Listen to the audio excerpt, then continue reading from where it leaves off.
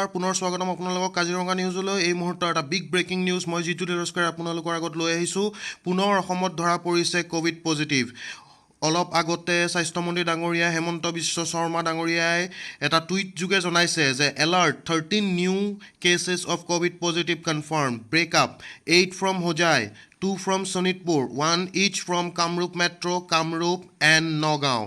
মই আকৌ এবাৰ কৈছোঁ যে 13জন নতুনকৈ ক'ভিড পজিটিভ আকৌ ধৰা পৰিছে অসমত, আৰু তাৰে 8জন হোজাই, 2জন শোণিতপুৰ, 1জন কামৰূপ মেট্ৰ', 1জন কামৰূপ আৰু আন এজন নগাঁৱৰ। ইয়াকে লৈ মুঠ সংখ্যা ক'ভিড পজিটিভৰ 170লৈ বৃদ্ধি পাইছে অসমত, আৰু এক্টিভ কেছেছ এতিয়া 115জন। কেইজনমানক আজি দুপৰীয়া ডিচাৰ্জ দিয়া হয়, তাকে লৈ ডিচাৰ্জৰ সংখ্যা 48লৈ বৃদ্ধি পাইছে।